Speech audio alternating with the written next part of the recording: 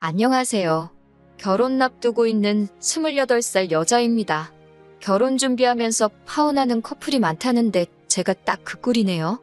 솔직히 저희 집도 형편이 그렇게 여유로운 편은 아니지만 예비신랑 집도 저희 집과 비교했을 때 엄청 잘 산다 할 만한 상황도 아닙니다. 그 사실을 알기에 결혼하면서 저나 예비신랑 두 사람 모두 월세구에 살지언정 부모님 도움 없이 각자 모아놓은 돈 안에서 해결하자고 정했고요. 저나 남자친구나 둘 다 회사 다니는 직장인입니다. 결혼 후에 두 사람 벌이 합치면 한 달에 450만 원 조금 넘게 모여요. 남자친구와는 동갑내기 커플이고 남자친구는 군대 다녀온 기간도 있고 한데다가 취직도 늦은 편이라서 아직 직급이 낮아 월급이 많이 낮은 편입니다. 그래도 지역에서 꽤나 유명한 회사의 안정적인 직군이기에 크게 걱정되지는 않았어요. 성장 가능성도 좋았고요. 그나마 다행인 건 저희 사는 곳이 서울이 아니다 보니 집값이 그렇게 세지는 않은 편입니다. 모아둔 돈이 둘 다 그닥 많은 편은 아니다 보니 알아보는 것 중에서도 가장 힘든 게 신혼집을 알아보는 일이었어요. 그래도 알아보니 신혼부부를 위한 전세대출 제도도 있고 저희 회사에서도 은행보다 좀 더 좋은 이율로 대출을 해주는 복지제도도 있어서 그래도 집 구하는 게 아예 못할 일이라는 생각이 들지는 않았습니다.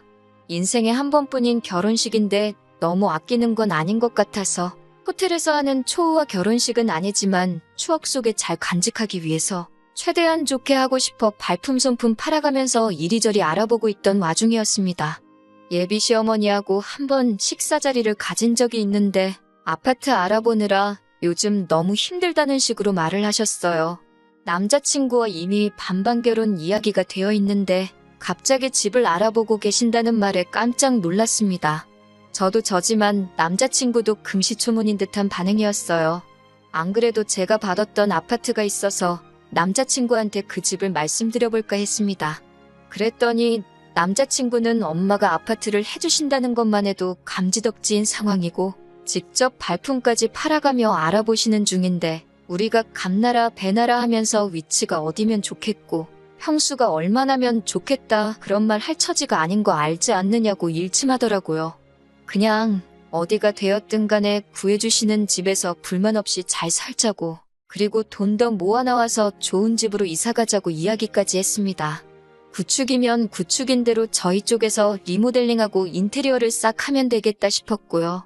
그런데 제가 모아놓은 돈이 2천만 원이고 그 돈으로 혼수하고 결혼식 비용하고 하면 리모델링은커녕 벽지도 새로 못 바르겠더라고요. 제가 모은 돈이 적은 거 알고 있습니다. 그런데 남자친구는 저보다 더 적어요. 취직이 늦은 만큼 돈도 천천히 모일 테니 그 부분은 크게 신경 쓰지 않았습니다. 이 이야기를 부모님께 했더니 집을 해주시는데 우리도 손 안 대고 코 풀 수는 없다고 하시며 적금 같은 거 중도해지까지 해가시면서 어떻게 3천만 원을 만들어주셨습니다. 그래도 5천 정도면 어디 남 부끄러울 정도로 못해가는 건 아니라고 생각했어요. 저희 지역 구축 20평대 아파트가 1억 정도 하거든요. 게다가 저는 직업 특성상 자가용이 필요해서 차도 가지고 있으니 얼추 비슷하게 해가는 거나 마찬가지였으니까요. 모아둔 돈도 별로 없으면서 결혼 생각한 것부터 잘못이라고 하면 잘못이겠지만 너는 얼마 있고 나는 얼마 있고 조건 맞추면서 이리저리 재는 것도 싫었고 남자친구나 저나 모아놓은 돈 크게 없으니 차라리 남들보다 빨리 시작해서 아껴가며 빨리 자리 잡는 것도 방법 중에 하나라고 생각했어요. 부모 도움 없이 결혼하겠다고 설레발을 쳤지만 결국 저나 남자친구나 부모님 손을 벌리는 거나 마찬가지인 상황이 되었지만요. 아무튼 돈도 어느 정도 마련되었고 큼지막한 문제들인 해결된 거나 마찬가지였으니 마음이 한결 놓이던 상황이었습니다. 시어머니와 또 한 번 식사 자리를 갖기로 해서 그때 다시 한번 자세한 이야기를 해보려고 했어요. 사실 집이라는 게 당장 돈도 중요하긴 하지만 앞으로 얼마나 그 집에서 살아야 할지도 모르고 한 푼 두 푼 쓰는 게 아니기 때문에 위치적인 부분도 고려해야 하고 투자 가치가 있는지도 고려해야 하잖아요. 그런데 도통 남자친구 어머니 쪽에서 집을 알아보고만 있다고 하시지 그 내용을 남자친구한테 말해주시는 것도 아니고 비밀로만 하고 계시니 조금 자세하게 이야기를 나누어 봐야겠다고 생각했거든요. 식사 자리에서 타이밍 봐서 어머님께 집 알아보시는 건 어떻게 되어 가시냐 물었습니다. 말을 안 해주시는 게 별다른 이유가 있을 수도 있겠다 싶어서 물어보는데도 조심스러울 수밖에 없었지요. 그런데 어머님께서는 집은 이미 계약했고 몇 달 뒤에 잔금만 치르면 된다고 대수롭지 않게 대답하셨어요. 이렇게 쉬울 건 뭐 어려운 이야기라고 그동안 꺼내지 못했나 싶었습니다. 집 구해주시는 거 정말 뼈에 사무칠 정도로 감사한 일이지만 그래도 계약 전에 왜 저희한테 한 번도 말씀을 안 해주셨는지, 그 집을 보여주지 않으셨는지 궁금했습니다. 이왕 대답해주신 거 궁금했던 건 다 물어봐야겠다는 생각이 들더라고요. 저나 남자친구나 둘 다 직장 다니는 회사원이고 그러니 출퇴근 거리도 생각해봐야 했어서 가장 궁금했던 걸 먼저 물어보기로 했습니다. 어디 아파트를 구하셨는지 말이죠. 어머님이 대답해주신 아파트는 남자친구나 저 다니는 회사에서 엄청나게 멀리 떨어져 있는 곳에 위치한 곳이었습니다. 심지어 주변에 마땅한 대중교통도 없는 걸로 알고 있고 주변 또한 많이 낙후되어 있는 아파트였어요. 저희가 모르는 재개발 호재라든지 투자 정보가 있는가 싶어서 아파트에 대해 자세하게 물어봤습니다. 34평 아파트이고 시세는 2억 5천 정도 된다고 하시더라고요. 아버님이 은퇴하시고 따로 직장도 없으시고 어머님 혼자 식당일 하시면서 외벌이를 하시는 상황이었는데 모아둔 돈 조금에 30년 만기로 대출을 풀로 땡기셨다고 하시는데 그럼 대충 계산해도 이자만 한 달에 돈 100만 원씩은 나가겠다는 계산이 서더라고요. 어머님 혼자 벌이로는 대출금 내고 나면 생활비 감당도 안 되시는 거 아닌가 하는 생각이 들고 그때부터 점점 안 좋은 촉이 들기 시작했어요. 사실 남자친구와 제가 다니는 회사 근처에도 신혼부부 살만한 작은 평수 아파트가 훨씬 더 좋은 가격으로 나와 있는 매물이 많았거든요. 집 구해주시는 거 감사한 일이지만 아직 잔금 안 치렀다고 하시니 말씀드린다고 차라리 위약금 얼마를 내고 평수를 줄여서 저나 남자친구가 봐놓은 아파트로 다시 구해주시는 게 훨씬 경제적이지 않겠냐고 조심히 말씀드렸지요. 그런데 어머님께서는 너네 도대체 뭔 소리를 하는 거냐 하는 식의 반응을 보이시더라고요. 대번에 그 집에서 왜 너네 둘만 산다고 생각하느냐고 하시는 겁니다. 그 말에 저는 벌써부터 머릿속이 새하얗게 변하더라고요. 알고 보니 저희 살 집을 구해주시는 게 아니라 시댁이 이사를 가는 거였습니다. 그런데 어머님도 저희가 같이 합가하는 걸로 생각하고 그렇게 말을 전하셨던 거죠. 34평 큰 평수의 방이 3개짜리라고 지내는데 불편할 게 뭐가 있겠냐고 하는데 100평짜리 아파트를 가져다 줘도 시작부터 시집살이 하고 싶어하는 사람이 어디 있겠어요? 게다가 남편 밑으로 여동생이 둘이나 있는데 신우 2명까지 끼고 시부모 모시고 살 생각은 없었습니다. 그래서 저도 그걸로 왈가왈부할 게 아니라 저희가 집을 알아봐 주신다기에 오해한 것 같다고 합가는 하지 않고 따로 나와 살겠다고 했습니다. 애초에 양가 지원받지 않고 결혼하기로 처음부터 이야기가 되어 있었으니 당초에 계획한 대로 둘이서 단칸방에서라도 월세부터 시작하는 한이 있더라도 우리들 힘으로 한번 해보겠다 말씀드렸습니다. 그러니 어머님께서는 얘 좀 보라고 하시면서 너 그렇게 돈 개념이 없는 애였냐고 꼬집기 시작하셨어요. 그러면서 하시는 말이 어차피 당신이랑 당신 남편 죽으면 그 집 너네 거 되는 건 시간 문제인데 뭐하러 달마다 월세까지 내가면서 얼굴도 모르는 생판남의 배를 불려줄 생각부터 하냐고 일부러 저희 생각해서 큰 평수 집으로 구한 거니 딴 생각하지 말고 그 집에 들어와서 살라고 하시더군요.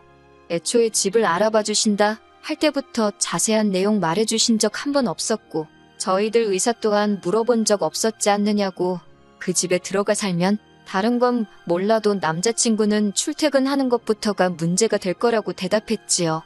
길에서만 하루에 왕복으로 2-3시간씩은 낭비할 텐데 그 집에서 같이 사는 건 아닌 것 같다고 대답했더니 너가 차를 들고 오는데 왜 출퇴근 걱정을 하냐면서 저 출근할 때 남편도 태워주고 퇴근할 때 태우고 하면 되는 것 아니냐입니다. 남자친구 직장이 출근 시간이 저보다 1시간 빠른데 그러면 제가 2시간 일찍 출근을 해야 한다고 하니 그러면 차를 남자친구 주고 제가 대중교통을 타고 다니면 되는 거 아니냐고 하시더군요. 그리고 자꾸 월세 이야기를 하면서 그렇게 월세집을 구해서 살고 싶으면 그 집에 들어와 살면서 월세 대신에 저희가 대출이자를 대신 갚아주면 그렇게 살고 싶은 월세집에서 사는 거 마찬가지 아니냐고 하면서 말도 안 되는 계산법으로 우기기 시작하셨어요. 그래서 그건 조금 아닌 것 같다고 솔직하게 말씀드렸어요. 지금 당장 정할 문제는 아닌 것 같다고. 저도 저희 부모님한테 빌려놓은 돈이 있으니 좀 더 이야기해보고 대답해드리겠다고 답변을 피했습니다. 그런데 남자친구가 그날 어머니한테 무슨 말을 더 들은 건지 며칠 뒤부터 자꾸 지 엄마 말이 틀린 게 없다면서 저를 설득하려고 하더라고요. 월세는 버리는 돈이나 마찬가지인데 왜 자꾸 월세집에서 살고 싶어 하느냐고. 우리가 대출금을 대신 갚는 것 같지만 결국에는 그 집이 우리 집이 되는 거 아니냐고 하더라고요. 세상에 이런 멍청이가 다 있나 싶었습니다. 그 대출금을 우리가 대신 갚으면 애초에 우리끼리 대출받아서 신혼집 구하고 대출금 갚아나가면서 살면 되는 거 아니냐고. 월세 이야기를 꺼낸 건 어차피 대출이 많이 나오지 않을 거고 집값이 요즘 내려가는 분위기니까 더 좋은 조건이 나올 때까지 돈을 쥐고 있으려고 그러는 거라 설명했죠. 그리고 그 집이 너 혼자 물려받는다는 보장이 있냐고. 네 동생들이 요구하면 다 분할해줘야 되는데 그 집 대출금을 우리만 갚았다가 동생들 좋은 일 시킬 거 있냐고 했더니 자기가 오빠인데 동생들한테 좋은 일 좀 해주면 안 되냐고 하는 겁니다. 그리고 동생들하고도 이야기 이미 끝났고 동생들은 그 집에서 들어가 살 생각 없다고 한다고 하더라고요. 그러니까 동생들하고도 돈으로 얽힐 일 없으니 그 부분은 걱정 말라고 했습니다. 동생들은 머리가 잘 돌아가는데 너는 왜 그 모양 그 꼴이냐고. 어차피 동생들은 나중에 유산 문제로 넘어가게 되면 분할 청구만 하면 그만이라고.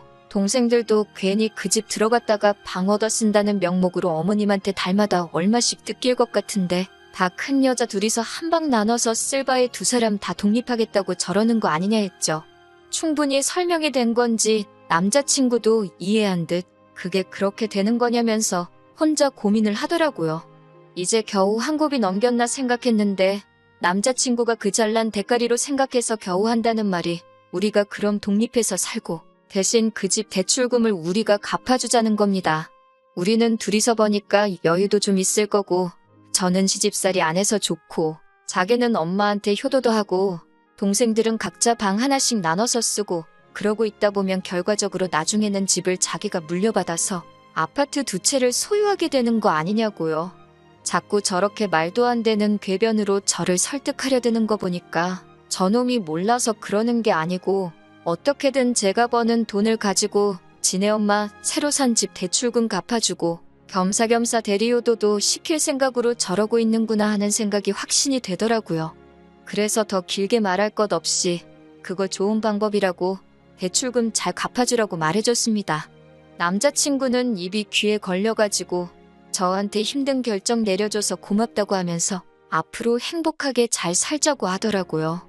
효도할 생각에 귀가 먹은 거냐고 말귀를 못 알아먹은 것 같아서 말해주는데 니네 집 대출은 네 돈으로 갚아주라고.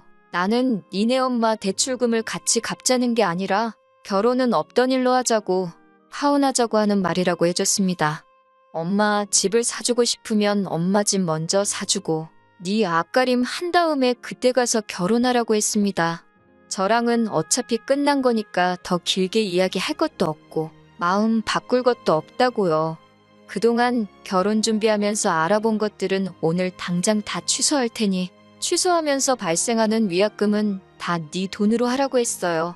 사람 헷갈리게 만든 니네 엄마 때문에 파혼하는 거고 이제 보니 너도 한통속인 것 같은데 나는 그런 것도 모르고 우리 부모님 적금도 중도해지해버려서 우리 집도 여러모로 손해를 봤으니 위약금 내는 것 정도 손해보는 건 네 돈으로 처리하라고요. 그리고 그걸 끝으로 앞으로 연락도 하지 말고 아는 척도 하지 말라고 했습니다. 오늘 이후로 너가 마음을 바꾼다고 해도 내가 자식된 마음으로 부모한테 효도하고 싶다는데 그걸 못하게 할 권리는 없지만 결혼하고 나서 내 남편이 효도하는데 눈멀어서 나한테까지 피해 끼치는 꼴은 볼 생각이 없다고. 이젠 너가 아니라고 말해도 그 말을 믿을 수가 없다고 했어요. 그리고 제가 선언한 대로 그날을 기점으로 남자친구와는 영영 이별했습니다. 돌이켜 생각해보면 제 나이가 아직 젊은데 뭐가 그리 급해서 결혼을 하려고 했나 싶어요. 일찍 정신 차리고 가정을 꾸리는 것도 좋지만 왜 다들 준비가 되어 있는 사람하고 결혼하거나 준비가 끝날 때까지 결혼을 미루는 이유가 뭔지 알겠더라고요. 그 편이 정신건강에 훨씬 도움이 되니까 그러는 거겠죠? 돈 모으는 건 제가 하기 나름이란 것도 배웠어요. 그래서 한동안은 제 스스로가 앞가림할 만큼의 돈을 모을 때까진 결혼 같은 건 생각도 하지 않고 혼자서 지낼 생각입니다. 오히려 이렇게 다 털어놓고 나니 심적인 여유도 생기고 정말 좋은 결정 내린 것 같아 후련하네요. 남자친구 보니까 기어이 엄마 따라 그 집으로 이사가가지고 면허도 없는 놈이 대중교통 타고 출근한다고 하루에 3시간씩 출퇴근하는데 버리고 있는 꼴을 보니까 아마 그 자식은 지 엄마 품에서 벗어날 때까지는 그렇게 손해만 보면서 살게 될 것 같네요. 제 말만 잘 들었어도 그 꼴은 보지 않았을 텐데 싶은 미련도 없습니다. 이젠 그런 남편감은 제 쪽에서 사절하려고요.